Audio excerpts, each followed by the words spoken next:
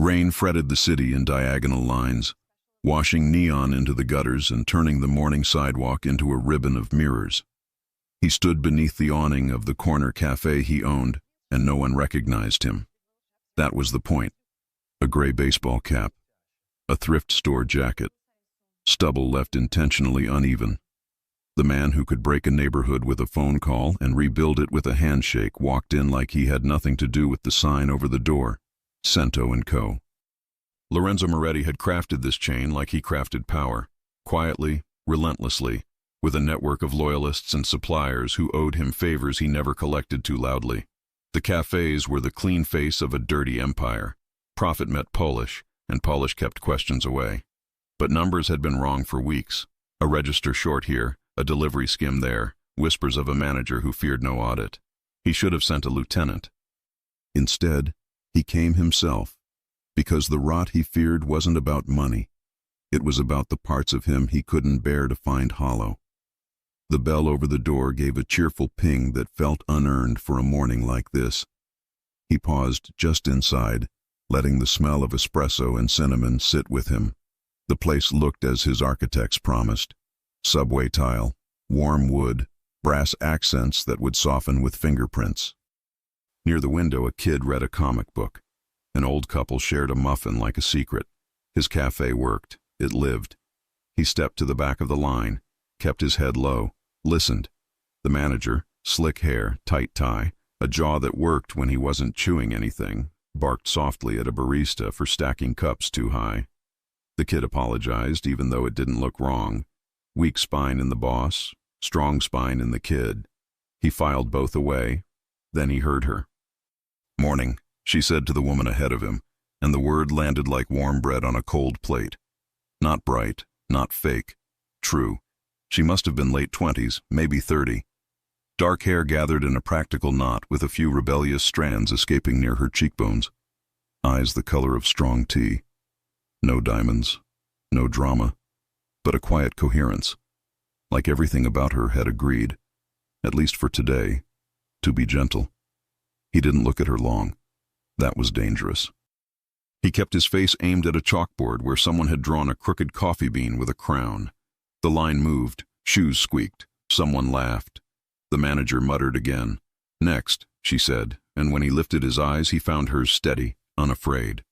There was a smear of flour on her apron, and he had the absurd thought that if he touched it, it would mark him too. "What can I get you?" "Large Americano. Black." He made his voice smaller than it was. "Street corner, not corner office." She rang it up. "Name?" "Enzo," he said, close enough to the truth to catch if flung back at him. Her mouth tilted.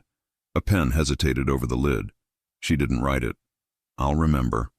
He paid cash because paper didn't gossip like cards did. While he waited, the cafe continued its low-grade theater. A printer sneezed tickets. Milk hissed. A baby yelped. Was soothed. He let the room talk to him in all its small ways. Drafts, cues, angles the cameras missed, the slow blink of the cleaning light on the espresso machine that meant whoever closed last night had done it right. She returned with his drink and set it down like it mattered.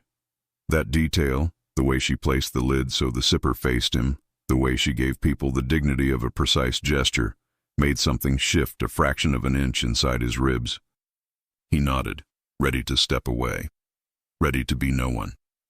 But she glanced toward the door where the rain had thickened, then toward the tables where strangers hid from their mornings, and she offered him 4 words that touched a place Prophet never reached. "You are safe here." He didn't blink, didn't breathe. The manager scolded someone. The baby resumed his yelping. A siren found the street and slid away. Inside, everything stayed still. "What?" he asked, not because he hadn't heard, but because he had. "Your jacket's soaked," she said, and now she smiled, apologetic for her own boldness. "Storm's supposed to get worse. Sit as long as you need. You are safe here." He nodded like it meant nothing, said, "Thanks," like it meant everything, took the corner table where he could watch without being watched. The coffee steamed, the glass fogged. The city pressed its forehead to the window and peered in. Her name, he learned over the next 10 minutes, was Maya. It was spoken by regulars with an ease that told him she'd been blessing this room for a long time. She remembered a delivery driver's kid's birthday. She set 2 napkins when a woman with shaking hands spilled sugar. She cut a blueberry muffin in half and wrapped the bigger piece like she'd made a tactical decision for kindness. When the rush thinned, the manager did what weak men do when goodness threatens them. He tried to grind it down. 3 comps yesterday, he said, waving a printout. We are a cafe, Maya, not a shelter. Her eyes didn't flinch. The scanner misread the loyalty app twice. The third was a kid whose card didn't pass. It was $3. 3 turns into 30 turns into a policy, he said, satisfaction curling his lip. And policy comes from me. Lorenzo didn't move. Yet a storm began behind his stillness. Policy came from him, in truth. But sometimes policy came from a woman deciding a stranger should have a soft place to put down a heavy morning. He sipped coffee that wasn't as bitter as he expected. He watched the man who thought he ran the room tap a pen against his teeth. He watched the woman who actually ran its soul refill a water for a man who hadn't asked. You are safe here. He had built empires and burnished facades, but he had never built that. Outside, the rain escalated to theater. Inside, the bell pinged again. 2 men in dark coats ignored the line, walked to the register, and leaned in like they owned air. Their eyes were the wrong kind of alert. The manager tried on his authority and found it didn't fit. Maya stepped in. She didn't raise her voice. It simply carried. Gentlemen, the line starts at the door. The taller one smirked. We're not here for coffee. Then you'll want to get some outside, she said, because inside is for coffee. The short one's gaze flicked around the room, inventorying cameras and exits, and landed on Lorenzo's corner. Not long, long enough. Lorenzo shifted his cap down a breath. The men shared a look. The taller one tapped the counter twice and left the way men leave when patience is a commodity they're saving for later. The bell pinged. The rain shoved the door back toward its frame. For the first time that morning, Lorenzo let a fact step into the light fully dressed. Either trouble had begun to orbit this address, or he had brought it with him. Maybe both. Either way, he had work to do. He waited until his cup was empty and his pulse wasn't. Then he stood. The manager watched him go like he wanted to tell a stranger where to put his lid. Maya looked up from tying a child's scarf tighter and met Lorenzo's eyes across the room. There was no flirt in it. There was something steadier and absurdly more dangerous to a man like him. Trust delivered cheaply, like a sugar packet you didn't realize you needed until it was in your hand. He left without giving it back. The rain swallowed him. The city closed around his shoulders. He didn't notice the cold until his phone buzzed and brought the rest of his world with it. Update, said Nico, his oldest friend, his quietest blade. 2 suits came by, Lorenzo said. I know. We saw them go in. They're not ours. I assumed. Assume less, Nico said. Something's shifting, and your manager has been moving small numbers into a large shadow. Names? Not yet. But if you're asking for a knife, say so. Lorenzo watched the cafe through the wet glass. Maya laughed at something an old man said, and the room brightened like someone turned the dimmer by a finger's width. Not yet, he said. Then what? I'm going back tomorrow. You went today. I know. A pause. You sound like a man who found a window he didn't know he'd bricked up. She said 4 words, Lorenzo answered, not sure why he was saying anything at all. And they were nothing, and they were everything. 4 words don't change a business, Nico said. They can change a man who runs one. Careful, Nico said softly. I'm never anything else. He ended the call and let the rain clean his face, though it never reached the parts that needed it most. Around the corner, a truck shuddered. A street vendor cursed. A saxophone tried something warm in a doorway and failed. He turned up his collar and walked. Every step sounded like a decision he hadn't yet made. Tomorrow arrived while he was still standing in today, and tomorrow would ask him to choose. He returned before the open sign flipped, watched the setup through glass, the calibration of espresso shots, the silent choreography of steam and cloth and metal, the way Maya reached for a stack of cups and let the bottom one go so gravity would help instead of fighting her. Smart, gentle, efficient. The manager arrived late. He carried the smell of last night and cologne that hoped no one would notice. Maya didn't comment. She only moved faster for the first hour, the way decent people do when they know other people's laziness doesn't care about fairness. Lorenzo claimed the corner again, noted the place where the floorboard complained, filed the squeak with 100 other tiny truths that told a larger one. His cafe's soul had grown without him, and someone, somewhere, wanted to sell it for parts. Halfway through the morning, the two men in dark coats returned. They didn't push past anyone this time. They stood by the pastry case as if considering sugar and spoke quietly enough to be polite, loudly enough to be overheard if you knew how to listen. "Truck's late," the taller one said, eyes not on croissants but on the manager, who had suddenly developed an emergency in the back room. "Or it won't come at all," the shorter one answered.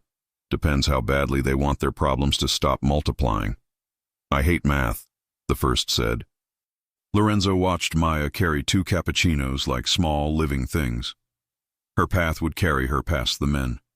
She didn't flinch when Tallcoat smiled the kind of smile that breaks things. He leaned an elbow on the counter as if marking territory and said too casually, "Hey, sweetheart." Maya didn't stop moving. "Not a name I answer to," she said, and the cups didn't tremble. Shortcoat's mouth ticked. Everybody answers to something. "True," she said, setting the cups down with infuriating calm. "Mine's Maya. If you want service, use it. If you want trouble, the door's still open." The line behind them went quiet in that particular way public spaces do when witnesses consider their roles. Lorenzo's hand rested flat on the table. He didn't stand. Not yet. He measured the distance to the men, to Maya, to the kid at the register, and the mother with a stroller. He measured the camera's angle.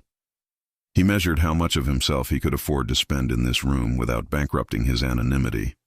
The men didn't push. Not today. The taller one sighed as if bored of his own menace. "We'll be back for the math," he said, and left a business card on the counter that was only blank on one side. The other side showed a phone number that changed weekly, and a name that would not be the one his mother gave him.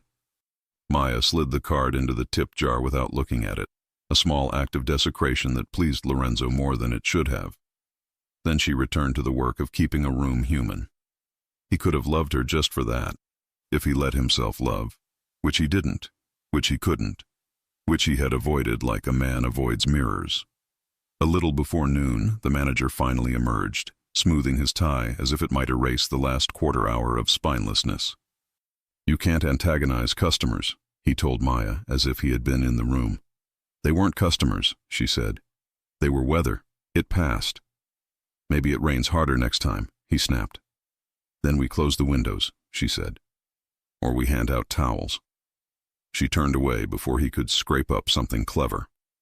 She had work to do. He had a complaint to file with his own cowardice. Lorenzo stood, tossed his empty cup, and discovered the manager suddenly had time for him. "Everything to your liking, sir." Polite with the oily caution of a man who senses a shark under still water but can't find the fin. "Coffee's good," Lorenzo said, voice street corner again. "Any feedback?" His smile asked for a confession the room couldn't hear. "Only this," Lorenzo said, nodding at the tip jar where the card slept under singles and coins. "Trash comes in all shapes." The manager's smile died a little. "We'll be fine," he said, which is what people say when they won't. "Will you?" Lorenzo asked. The man's jaw tried to be brave. "We have procedures." "Those save lives," Lorenzo said. "Until they don't." He left before he stayed. Outside, Nico's car rolled to the curb like a shadow deciding to take a shape. Lorenzo slid in. Nico didn't bother with hello. "Your manager's name is Colin Voss," he said. "Came from a competitor 2 years ago with references that were enthusiastic." "Bought," Lorenzo said. "Probably. He's been rounding the wrong way on delivery invoices. Tiny numbers, but tiny numbers relay messages to people who speak their language. The men? Not ours. Not cops. Outsourcing muscle. Someone wants a foothold. In my house, Lorenzo said mildly. Front porch for now. Nico handed him a thin file. Maya Hart, local girl, grew up 3 blocks from here. Father died when she was 19. 2 part-time jobs for years. This is her steady one. Paid up on rent, late on electricity twice, paid the arrears with overtime. Hospital bill from last fall, stitches on her left wrist. Kitchen accident, took an extra shift the next day. Lorenzo traced the line of print with his eyes and willed his face to stay impassive, though inside something soft rose like bread. Family? Her mother lives upstate. Arthritis. A younger brother, Evan, college dropout, trying to unveil the future. He's been in rooms with the wrong people but keeps walking back out. That's luck or someone watching him. She's watching him, Lorenzo said. Probably. He closed the file. She said 4 words. Nico's silence was a question. You are safe here, Lorenzo murmured, and the words did to the air in the car what they had done to the air in the cafe. Made it warmer by a degree that mattered. Strange thing to say to a stranger, Nico said. Not strange if you mean it, Lorenzo said. Strange if no one ever said it to you when you needed it. Nico turned the key. Where to? Back to the office, Lorenzo said, though it wasn't where he wanted to go. And call legal, quietly. I want our employment policy clarified. Managers have discretion to comp within reason. Make kindness a line item we can measure. You want to change policy because a stranger handed you a sentence? I want to put into writing what I should have put into my bones, Lorenzo said. Before someone like Voss breaks it. Careful, Nico said again, and Lorenzo almost smiled because it was their oldest game. Nico said careful, and Lorenzo pretended he still remembered how. That night he read reports he didn't want and pushed aside a glass he didn't need. The city laid its lights out like a map he had memorized too well. He closed his eyes and saw only a chalkboard crown and a woman telling a room it was safe because she had decided to make it so. Around midnight his phone lit. Unknown number. He almost ignored it. Almost. Enzo, he said, using the name that fit this part of him, the part with fewer angles. A voice he recognized from the cafe. Young, earnest, careful not to sound scared, tried to be brave. Sorry to bother you. You always sit in the corner in the mornings. I got your number from a friend who knows a friend. My name's Tom. I'm a barista at Cento. He let his tone stay neutral. Everything okay, Tom? It will be, Tom said, which is what people say when it isn't. Maya's closing with Colin tonight. Those guys came back at 9. I took my break at the wrong time. I heard Colin say he could make inventory problems disappear if he had a personal errand covered. I don't know what that means, but it sounded like the kind of math those men like. Blood rose in Lorenzo's ears, quiet and hot. Where are you now? Stockroom. I locked the back door, but I can't keep it locked if he wants it open. Good, Lorenzo said. Keep it locked anyway. I'll be there in 7 minutes. How? Because I said I will be, Lorenzo answered, and hung up. He didn't call Nico, didn't call a car. He took the stairs because his elevator felt slow for the first time in years, and because sometimes a man needed to feel the burn from the ground to the fight. Rain had stopped. Streets gleamed like polished obsidian. He ran 3 blocks and walked the last one because a man who runs into a room brings something with him that gets hard to put away. He took the alley and checked the cameras he had paid for that nobody knew about. He listened at the back door. Silence. A muffled voice. The tiny squeal of a floorboard that placed everyone like chess pieces on a board he could flip if he had to. He knocked once. A beat. 2 bolts slid back. The door cracked. Tom's face, pale with effort, appeared in the wedge. I don't know who you are, the kid said, voice shaking with something like faith. But you're the only person I could think of who would come when I said your name. I'm everyone you don't want to meet, and the only one you want right now, Lorenzo whispered. Where is she? Front, the kid said. Colin's office door's half open. He told her she had to cover someone's debt because she'd been too generous this month. The words made Lorenzo's vision lens tighter. Stay here, he said. No matter what you hear, you do not open this door again. Even for you? Especially for me. He stepped into the dim corridor that ran behind the kitchen. Light bled under the office door. Voices bled with it. Can either be a saint or an example, Colin was saying with the strut of men who find courage in closed rooms, and saints don't get paid more. I don't want more, Maya said. I want to do this right. Then do the math, Colin snapped. I'm 500 short because of your little charity, and the guys you told to wait in line, they don't like waiting. So here's the deal. You replace the register shortage out of pocket, call it a lesson, or I tell them your brother's been asking questions on the wrong corners. Silence. You know Evan's name, Maya said, voice low with a brand new fear she hadn't earned. Everybody answers to something, Colin said, echoing a line he thought he'd invented. You answer to love. I answer to numbers. They answer to men who break fingers for fun. Let's all do our jobs, Maya. Lorenzo stepped through the doorway. He didn't kick it open. He didn't announce himself.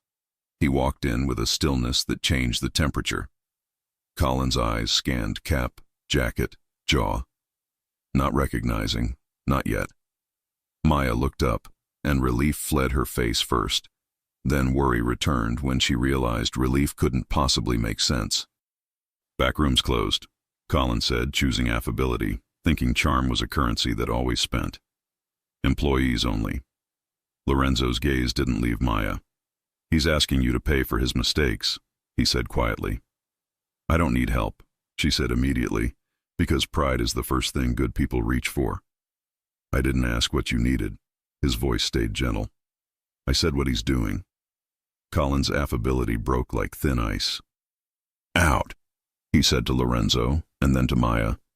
Is this one of your charity cases? You collect strays at the door now. Colin, Lorenzo said, turning slightly. I built this place so people could come in from the weather. You turned it into another kind of storm. The manager laughed then, but the laugh had too many edges. You talk like you own the room. Worse, Lorenzo said, and took off his cap. I own the building. He'd orchestrated enough reveals to recognize the exact millisecond a man realizes his history just got audited. The blood fell out of Colin's face. Mr. Moretti, he said, because he knew the name that showed up on checks. He didn't know the weight it carried elsewhere. Maya stood slowly, as if trying not to startle anyone, even Truth. Her eyes found Lorenzo's and did something to his chest he did not have words for. You, she started and stopped, because words meant different things now and would need new roads. Finish your sentence later, he said gently. Right now, I need to hear him finish his. There's been a misunderstanding, Colin said, a phrase men choose when they've run out of honest ones. There has, Lorenzo agreed. He took one step closer. Invisible gravity shifted in the room. You misunderstood what kind of company this is. You thought if you skimmed small, you'd never drown. You invited men with empty business cards to shop for leverage in my house, and then you tried to make a woman pay a debt you incurred to thieves with the currency you knew would hurt her the most, fear for family. Colin swallowed. The act was loud. You can't prove. Lorenzo hated paperwork when Truth was in the room. He preferred clean math. You're fired, he said. Effective the time it takes you to pick up your coat and leave. Security will walk you out. If you step wrong, I will make an example, not because I enjoy it, because I do not negotiate with men who put their weight on people who refuse to break. Colin looked at Maya as if she might save him. She looked at him as if she might forgive him if he told the truth. He did neither.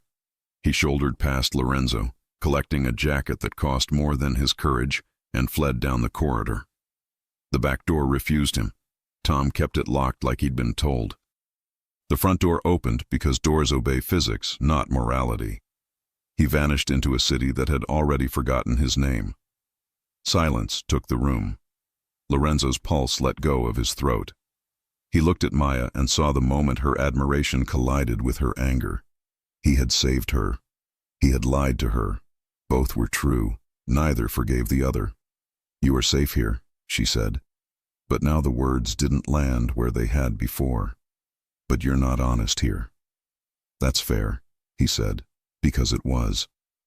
Why the cap? Why the act? Because I wanted to see if the room loved me when it didn't know my name, he said.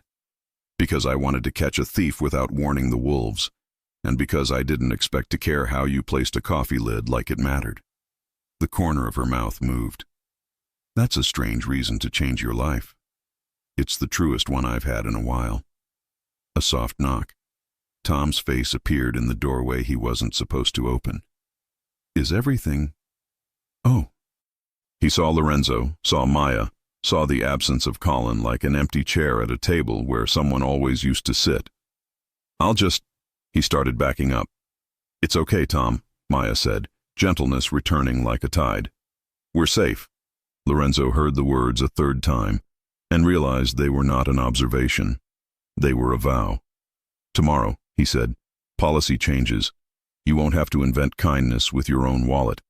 I'll put it in writing where cowards can't pretend it doesn't exist. She studied him. Policy doesn't fix fear. No, he said. Men do. And the right ones stand in the door when wolves get clever. You think you're the right one? I think I want to be, he said, and then he made the smallest mistake a careful man can make. He let the truth show on his face before he had a plan for what to do with it. She saw it. She looked away. I have tables, she said. I have work, he answered. They both meant more than they said. They both did less than they felt. The air in the room changed and learned both their names. And somewhere beyond the glass, two men with blank business cards counted hours on their fingers and promised the weather would get worse. By noon the next day, the cafe hummed with rumors dressed as facts. Colin resigned to pursue other opportunities. Colin transferred to a flagship store uptown. Colin was kidnapped by a disgruntled oat milk supplier. The truth traveled slower, as it often does when it carries no fireworks. He was fired because he was small in a way that hurt others. Lorenzo signed papers in an office above the store he had never sat in before. It smelled like printer ink and lemon cleaner and the faintest echo of cinnamon. He read the updated policy twice, then once more because words are only as good as the people who say them, and he wanted to respect them anyway. Managers could comp within defined limits. Discretion favored dignity. Register accounting included a line item for community care, with clear reporting that dignified generosity instead of burying it. Over time, they would tune the thresholds. Eventually, it would become a story he told investors about loyalty metrics. Today, it was just a way to put his grandmother's ghost back into a ledger. He walked down to the floor. Customers moved like weather systems, bumping and blurring.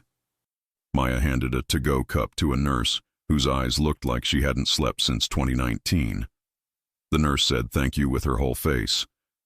Lorenzo stood where she could see him if she wanted and not if she didn't. She did. Policy changes, he said.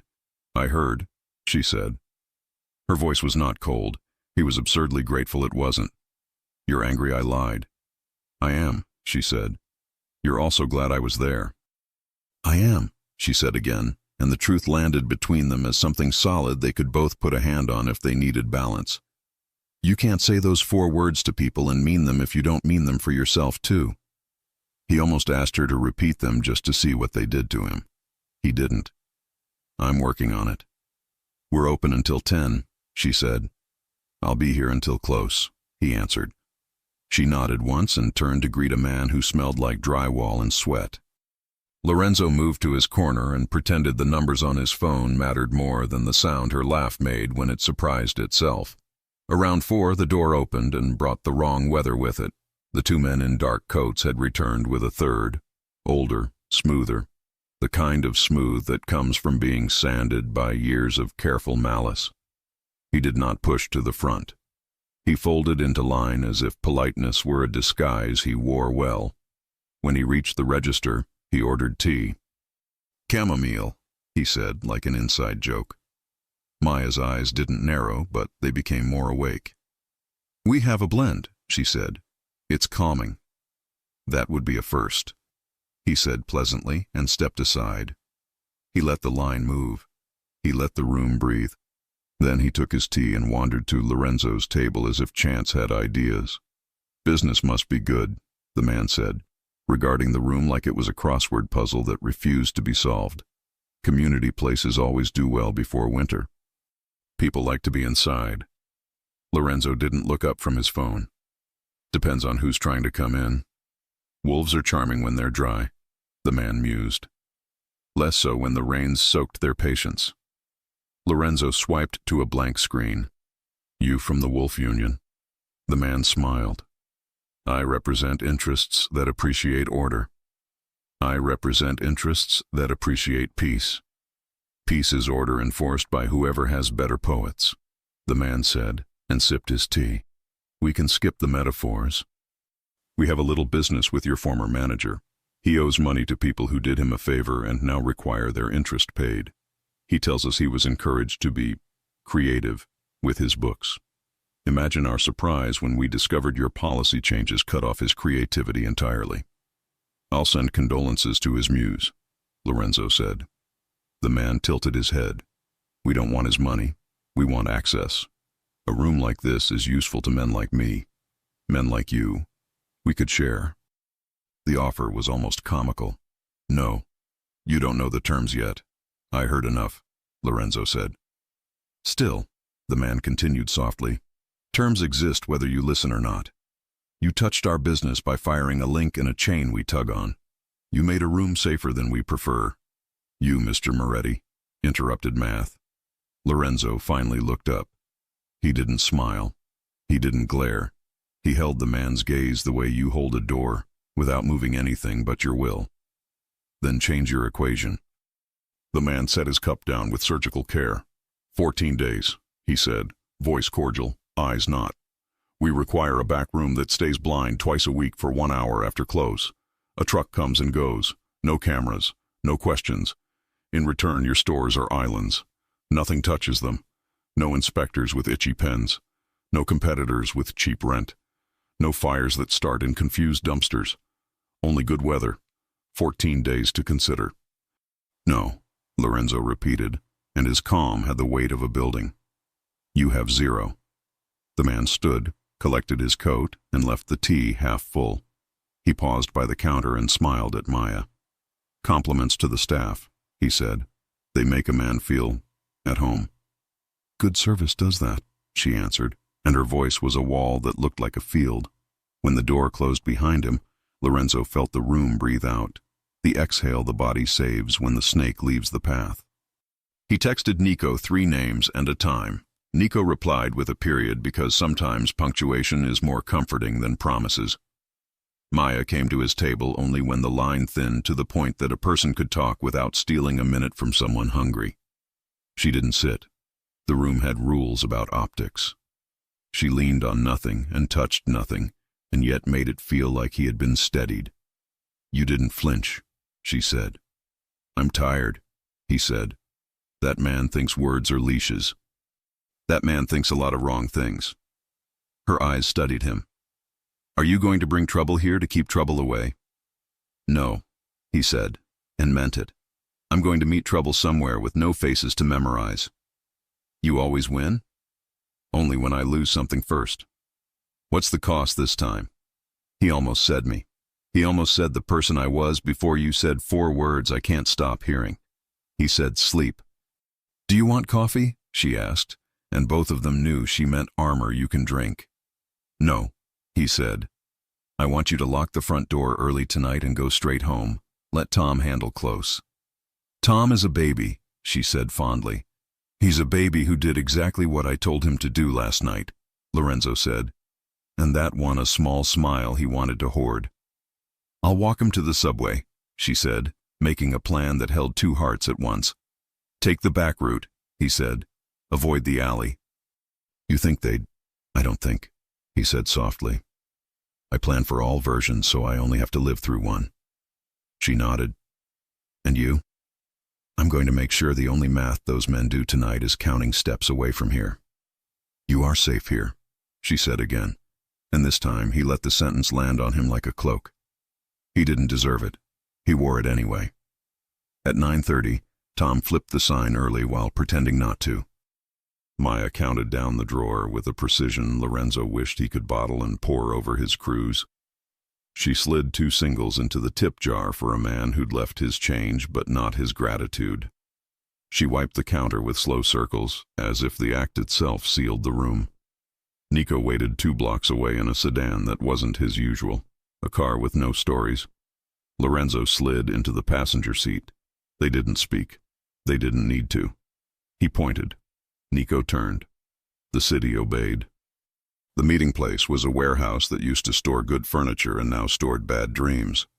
The men with dark coats were there with their nameless boss and 3 extras who wore fists like sport watches. The terms they offered sounded the same, dressed in new synonyms. Lorenzo let them talk until they felt smart. Then he told them a story.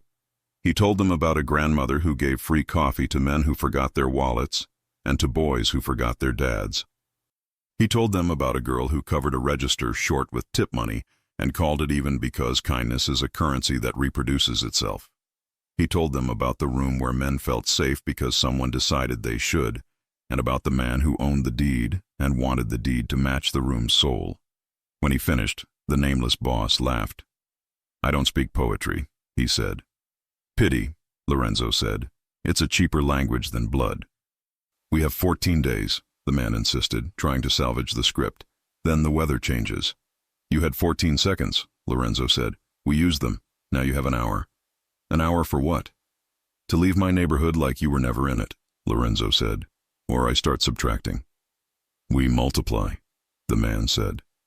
"Not after you try it once," Lorenzo said, and the quiet in his voice made even the extras adjust their watches. Nico stepped forward then, as if bored, which meant he was exactly as interested as he needed to be. He set a phone on a crate and hit play. Colin's voice filled the warehouse, words about inventory and back doors and names of men who like math. The extras stopped checking the time, the boss stopped being smooth. The 2 coatmen looked at the floor like it might eat them if they moved. "We don't keep trophies," Lorenzo said. "We keep receipts." The police version of this goes to exactly one detective who likes me more than he should because his brother owes me something he doesn't like to owe. The other version goes to men who don't mind doing your brand of math, only backwards. Which ending do you prefer? The nameless man measured him, habit meeting a force it didn't know where to apply. "We won't touch your cafes," he said at last. "But business has to flow somewhere." "Find wetter streets," Lorenzo said. "These are dry." They left with the sullen efficiency of men who had miscalculated their appetite. Nico picked up the phone like he'd only set down a napkin. Lorenzo breathed once, deeply, the kind of breath you take when the future just shrank from an avalanche to a storm you can drive through. Back at the cafe, the lights were off except the one over the pastry case that always refused to sleep. Maya and Tom stood inside the door. When Lorenzo reached it, she unlocked it like a ritual. "You're late," she said. "You're safe," he answered. Tom cleared his throat. "I'll, finish mop." "You'll go home," Maya said. "Text me when you're on the train." Tom looked between them as if realizing stories come in chapters, and he was not supposed to read this one yet. "Thanks, mister." He caught himself. "Enzo." Lorenzo watched him go because it felt like watching a decision walk safely down the street. When he turned back, Maya had her hands shoved into her apron pockets like she needed somewhere to put the parts of her that shook. "You didn't have to do that," she said. "I wanted to." "That's not the same as needing to." "I know," he said, and surprised himself by wanting to say more. "I used to think needing made a man weak. Then you said 4 words, and now I'm not sure." She laughed softly, a sound he was starting to measure days by. "Which ones?" He didn't say them. He didn't need to. She knew. She stepped back, letting him into a room that was closed, but not to him. "Tomorrow," she said, "we're going to have to talk like adults about the fact that you lied to me for 2 days and also saved my job twice." "Tomorrow," he agreed. "And we're going to have to talk about my brother." "We are. And about your enemies." "We will. And about why you look at my hands like they're telling you where to go." He exhaled. "Do I?" "You do," she said, not unkindly. He nodded. "Then I'll have to explain a part of my life that uses words I don't like hearing in your mouth." "Maybe use different words," she said. "I'll try." He stepped back to go and found himself unwilling. He left anyway because restraint was the only thing he had not yet broken in front of her. He didn't see the figure watching from across the street, phone lifted to capture grainy images, a story forming for someone else's ears. He didn't see the way trouble can evolve when it's denied one doorway and goes hunting for another. Trouble found one. It spelled his name, Evan. 3 days of good weather can make a man forget winter exists. The cafe had them in a row, laughter without tension, lines that moved, a tip jar that held thank yous in paper form. Lorenzo limited himself to 2 hours each morning, then 1 at close. He told himself it was operational diligence. Nico told him it was obvious. Maya spoke to him when she needed to and when she didn't. He learned the way she breathed before she made a joke. He learned the exact angle she tilted a pitcher to coax silk into milk. He learned that she filed broken things under to be fixed in a notebook that looked like it had been through as much as she had. He also learned she could carry a room across a difficult minute with nothing but eye contact and the right sentence spoken at the right time. It made him want to write policy in ink the color of her voice. On the 4th good day, he found her in the alley at noon, phone pressed to her ear, shoulders tight enough to ring like glass. He didn't need to hear the words to know something had tipped. He rested a hand on brick, waited like a wall. She ended the call and didn't pretend she hadn't cried. "Evan," she said, and the name did the work of a paragraph. He tried to help a friend who owed someone. The friend ran. Debt didn't. "Where?" "Down by the river," she said. "A warehouse with the big mural of an egret." He knew the building. He knew all the buildings. He swallowed the part of him that wanted to promise too much and replaced it with the part of him that kept promises he could keep. "He called you for money?"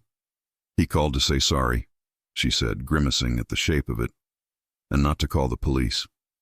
"Of course he did," Lorenzo said softly. "He's a good kid who thinks he's a bad one." "That's the most dangerous kind." She looked at him then in a way that asked questions she wasn't yet willing to say aloud. "What are you going to do?"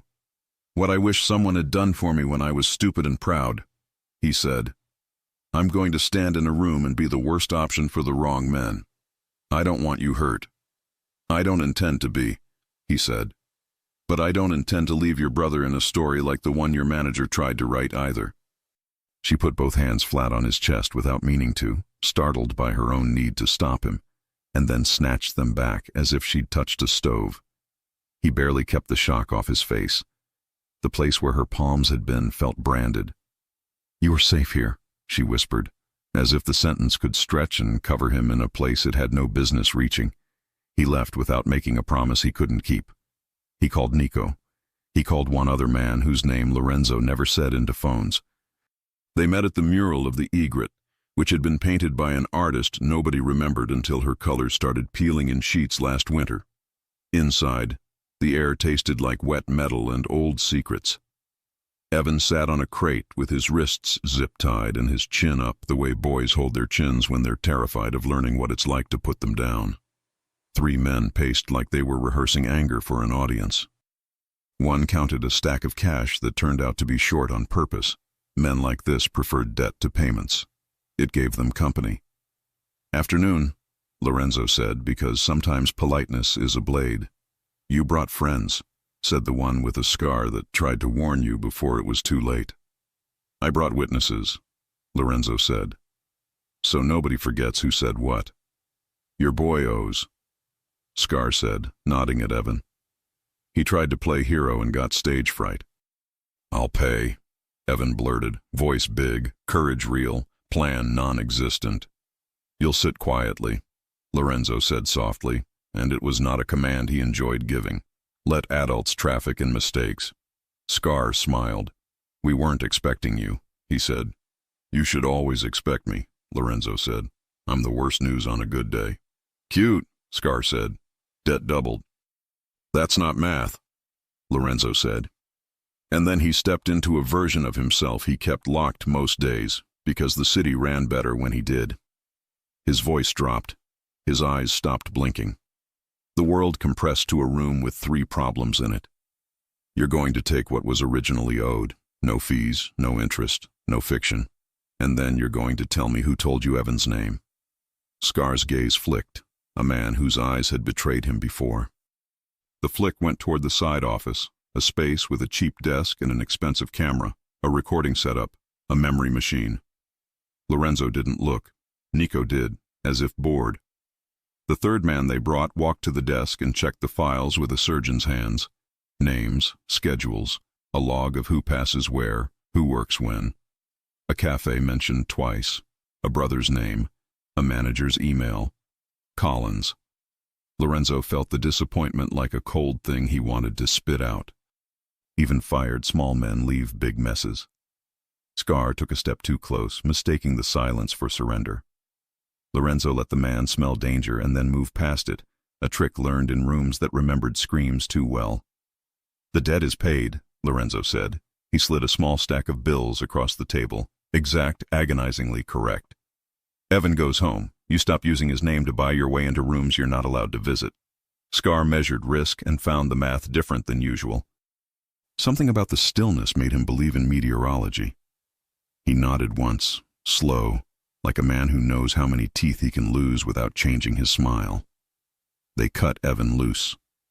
The kid stood on shaky legs and tried not to look at Lorenzo as if he were a miracle. "I had it," Evan said, because boys say ridiculous things when shame is a weight they don't know how to counterbalance. "You almost had it," Lorenzo said. "The difference between those two can be your life."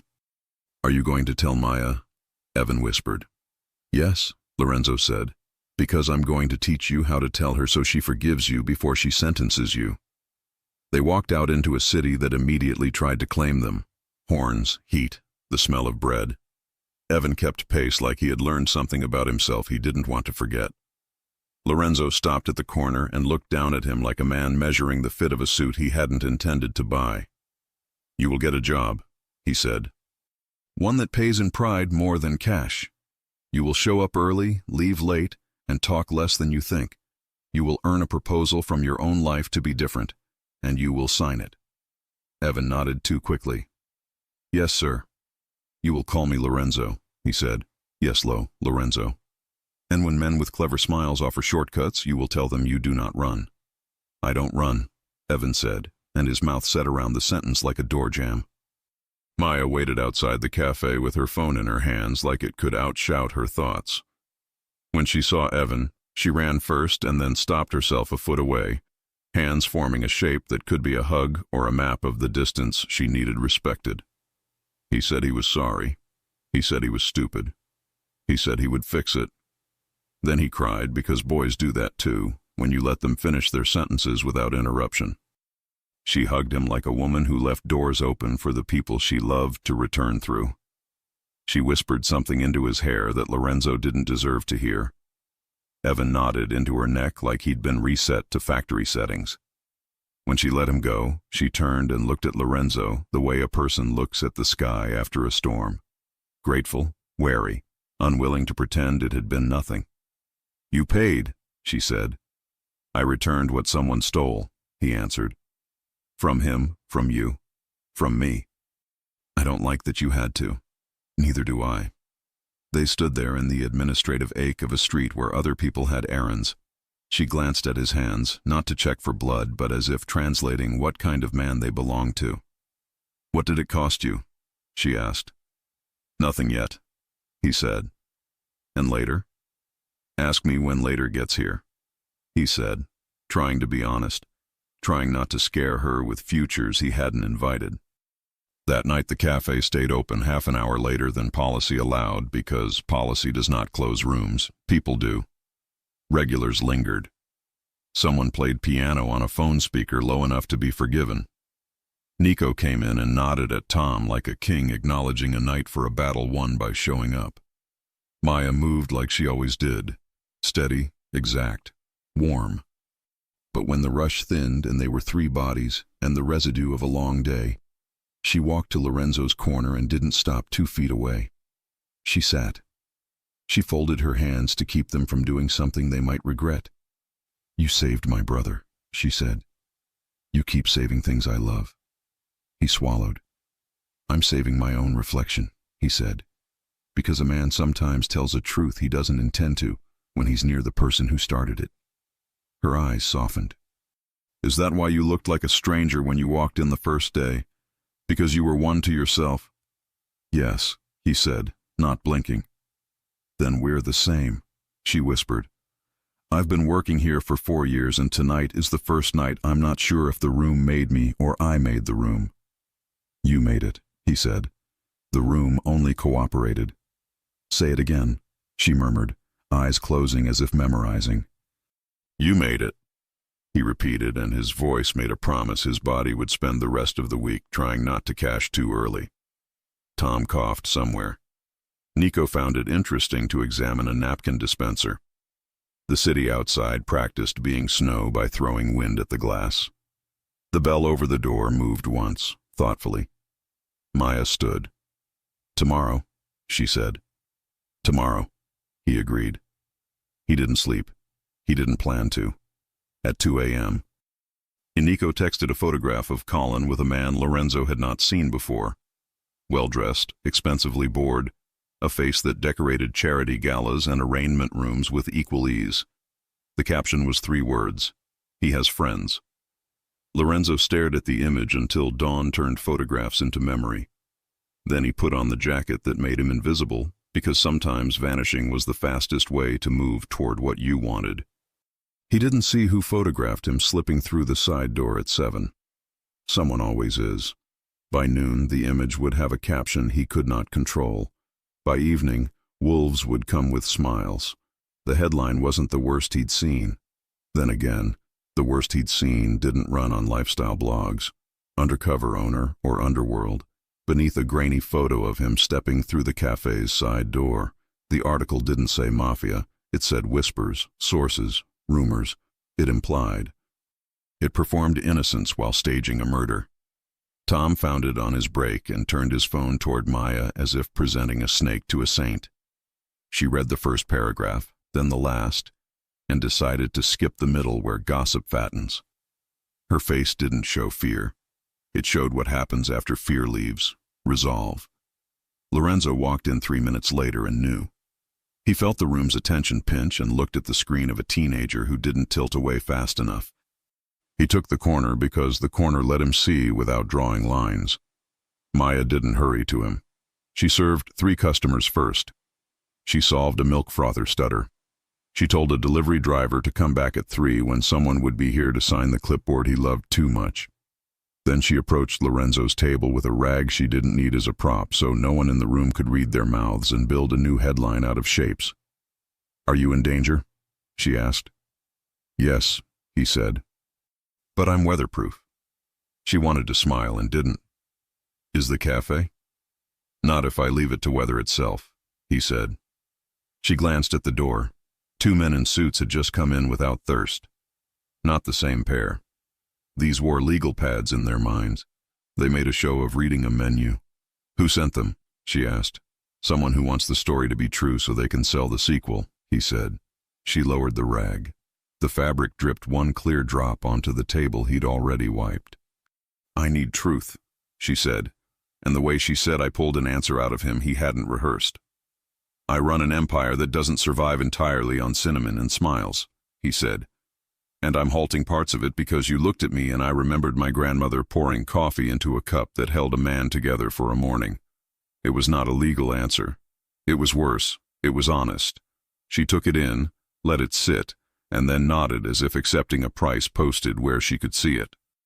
Then we do this out loud, she said. Not hiding in corners, not lying to children. That will cost too, he said. I work for tips, she said. I know how to make small money mean, and I know how to look a man in the face when he wants me to flinch.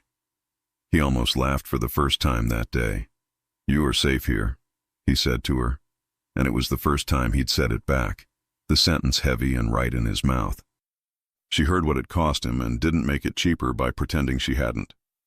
They made a plan using milk steaming as cover. At 5, after the after-school sugar rush, but before the commuter coffee tidal wave, they would hold a staff meeting with all 3 of them, Maya, Tom, and the assistant manager from a sister store who could be trusted. They'd talk about headlines and policies and what to say when a customer asked, "Is it true?" They would build a spine out of sentences.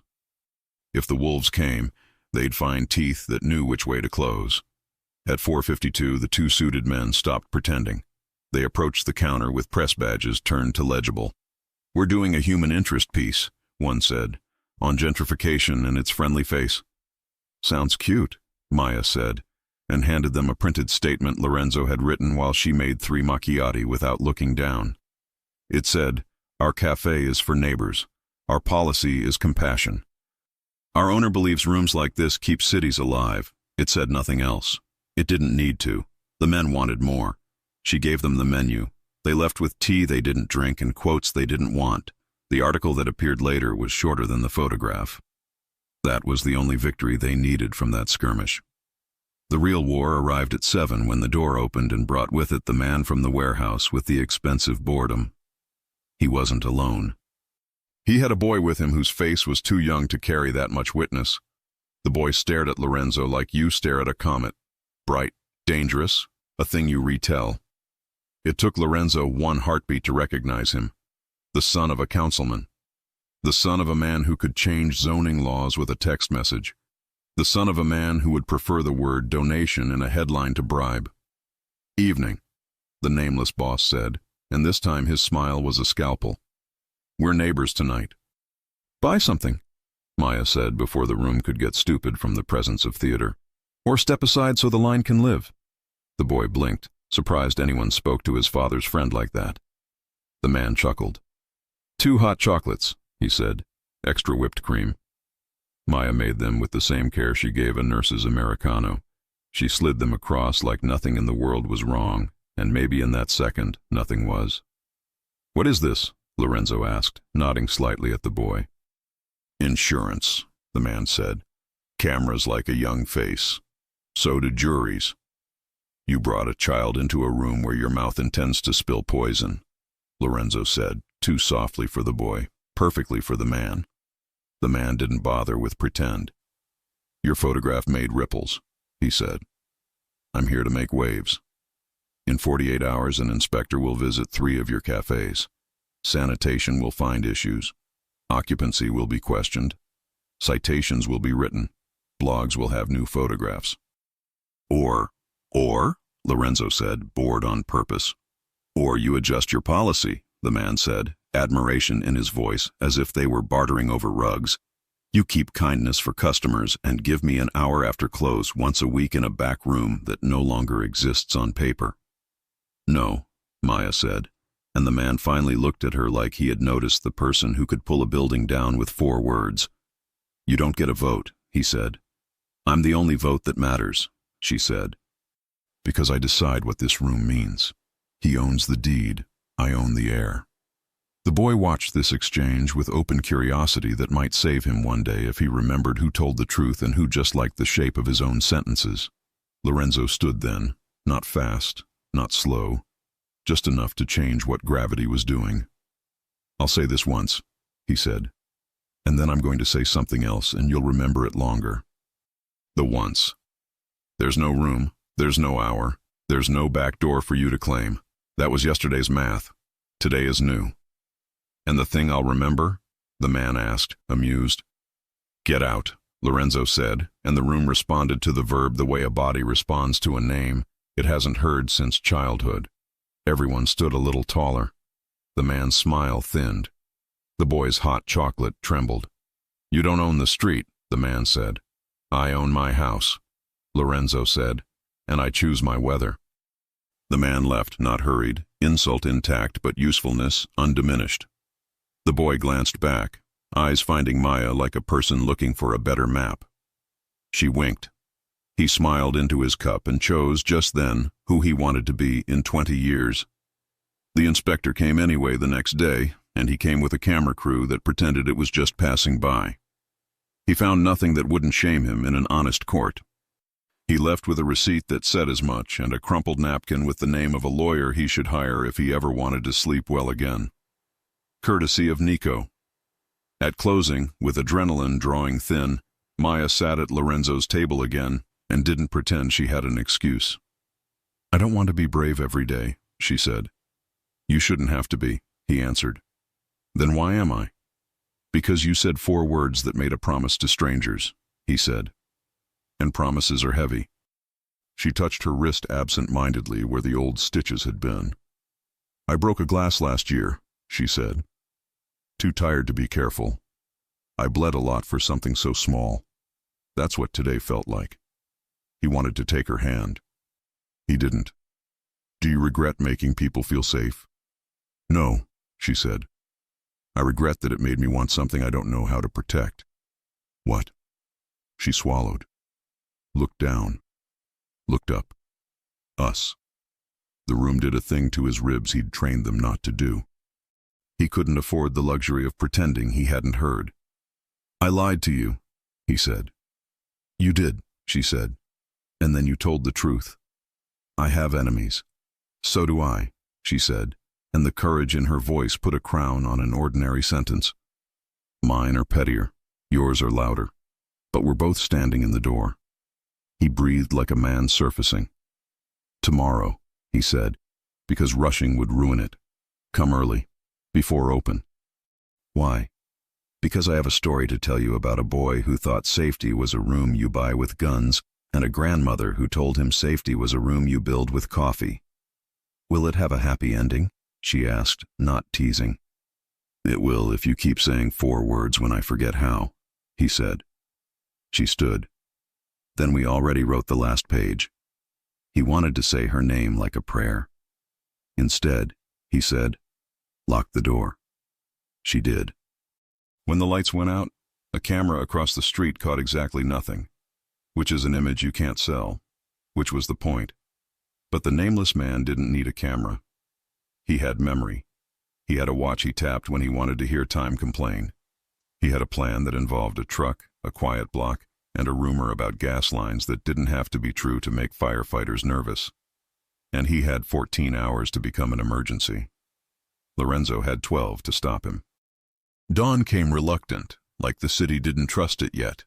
Lorenzo arrived first and made bad espresso on purpose to remind himself why he paid people with better hands.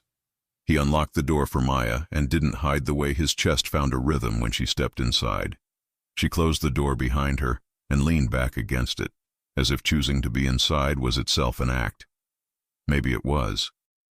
Tell me the story, she said, going to the counter by muscle memory and setting up a station, as if the room would open itself if she didn't help.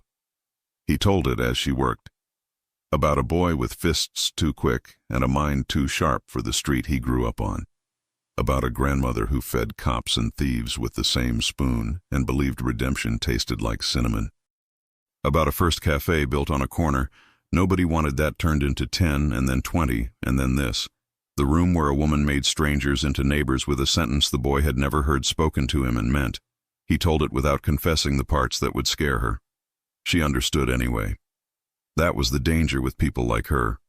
Understanding is their native language. When he finished, she turned off a grinder and let the hum fade. You can leave it, she said. The part that tries to own you. I'm trying, he said. But men like me don't retire. We either disappear or we become statues people put pigeons on. Then be a third thing, she said simply. Be a man who chooses doors for other people and stands by them while they walk through. He smiled, small, real. I don't know how to do that without breaking things. Maybe some things need breaking, she said. Not people, systems. He wanted to kiss her then. He didn't.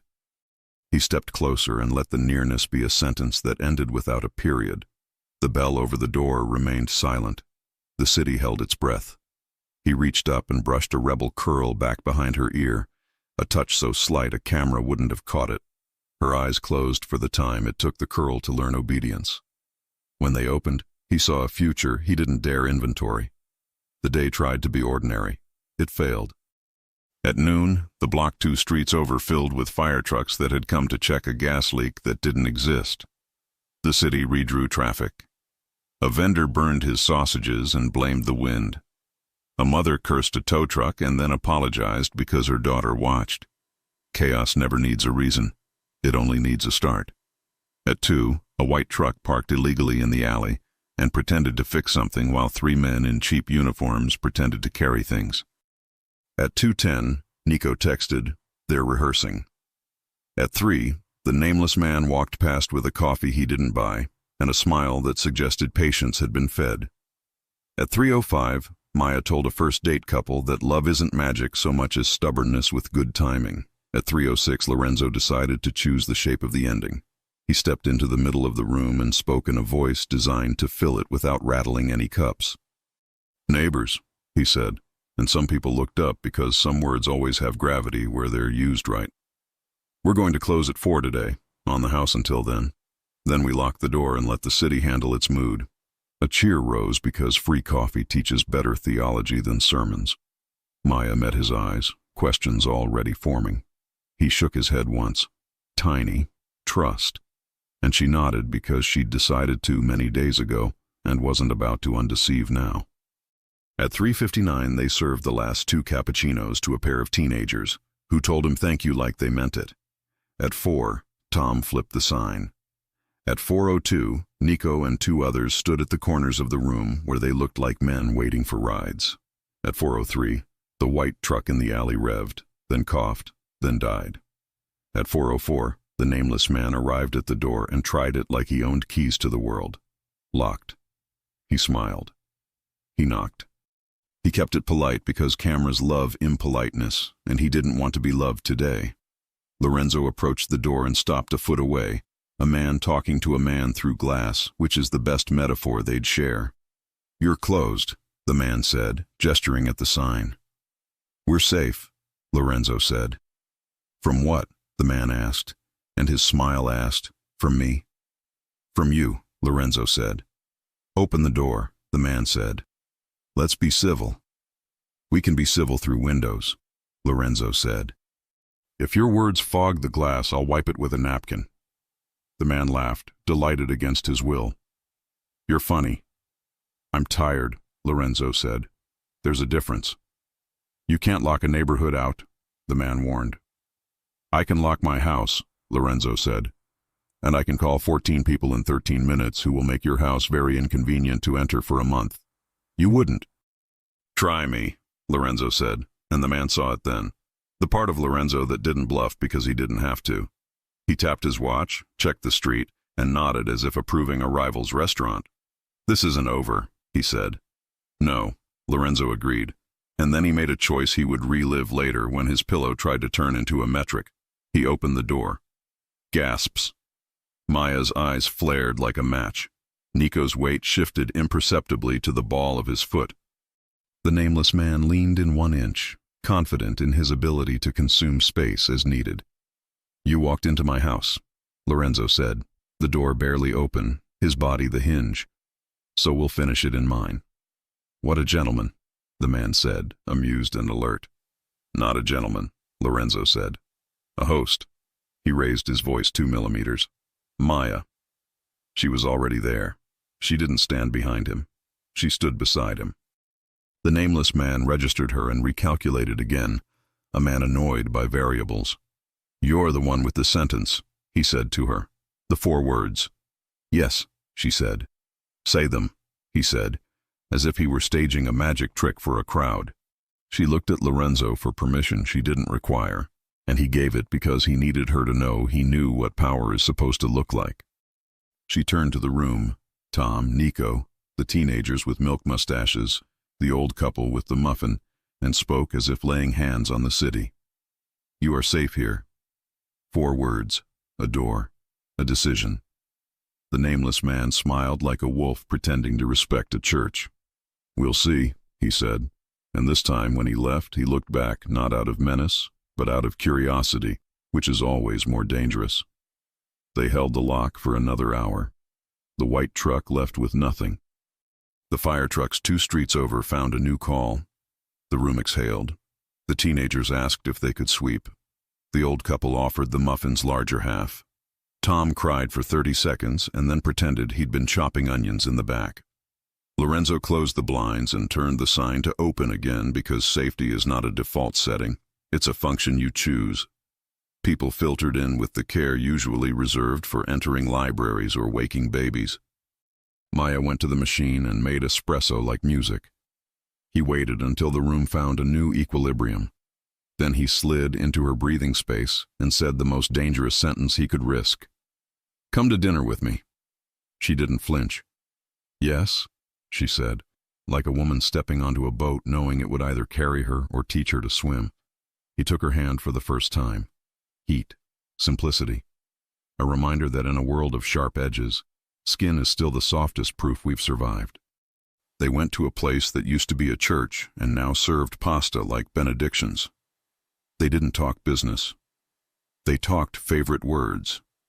Hers was belong. His, he realized, was stay. Halfway through dessert, a lemon tart that hurt and healed, he said the thing that would either ruin the night or perfect it. "I love you." He hadn't planned to. He hadn't weighed it. The sentence arrived fully built and demanded a mouth to live in. It chose his. She sat with it. That was her way.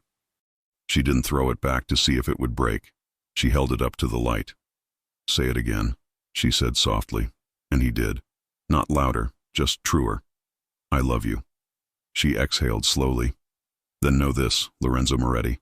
I will not be your softness to come home to after you are hard with the world. I will be your softness and your hardness if that's what it takes. But you don't get to keep both lives and call it love." He swallowed something that tasted like the first honest fear he'd allowed in months. "I'm changing," he said. "I know," she said. "I'm watching. You're not finished." "I don't want to be finished," he said. "Not if finished looks like statues and pigeons." "Then keep choosing," she said. "When the next man with a clever smile knocks, when the next boy with a stupid plan calls, when the next headline tries to tell me who you are." "How do I choose right?" he asked, and if he'd known how beautiful the question sounded, he might have been too proud to ask it. She smiled into her water glass. "Let it cost you sleep, not other people's safety."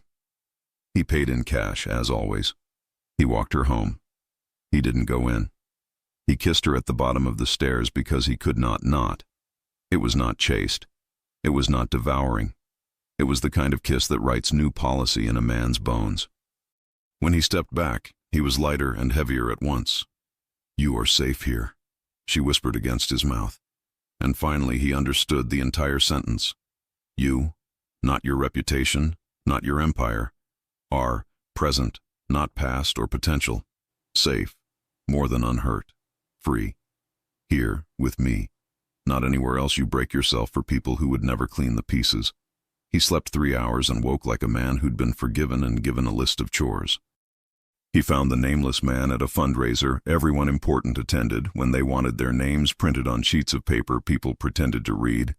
He stood beside him at the bar and ordered water just to annoy the bartender. He didn't look at him when he spoke. "I will never open my door for your math," he said. "I will keep trying to add," the man replied. "You'll lose your counters," Lorenzo said. "One by one, quietly. I'm done with storms. I'm doing drought." "Drought brings fires," the man murmured. "Then we'll plant green things," Lorenzo said. "Poetry again," the man sighed. "Policy," Lorenzo said, and he meant both.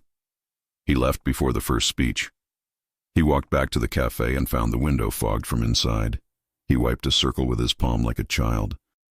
Maya's face appeared, surprised, then smiling, then opening the door like the sentence she'd been saying since the morning he walked in wearing rain on his shoulders and lies on his mouth.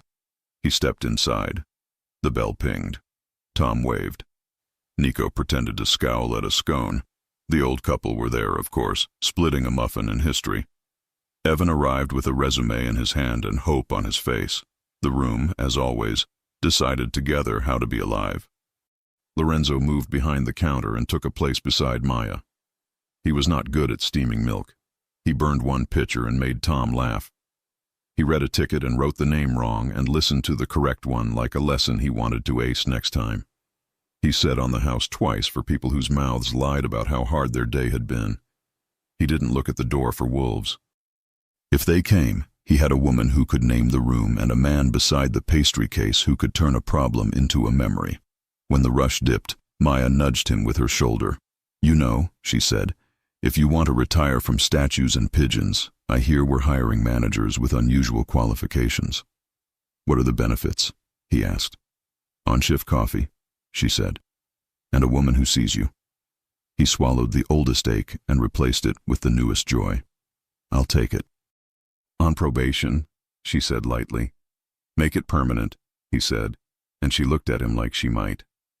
At closing, they turned chairs upside down and left one table unset because Hope likes to imagine late customers.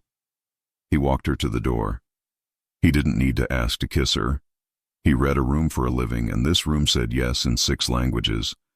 Outside, the city agreed to be quiet for 1 whole minute. A miracle. He kissed her like a man who had run out of clever and found true. She kissed him back like a woman who built safety out of steam and sentences. When they parted, she touched the place on his cheek that insisted on dimpling when he let his face forget its job. Say something I can make a life on, she whispered. He didn't reach for poetry. He reached for policy. He reached for the 4 words that built a room and rebuilt a man. You are safe here. The bell behind them sounded. The sign still said, open, though it was not. He left it that way on purpose. Because some doors once named never truly close. If you enjoy stories like this, take a moment to subscribe to the channel. That's how I'll know you truly liked it. Even if you're watching on your TV, grab a second to join this family of fans who love emotional and heartfelt stories.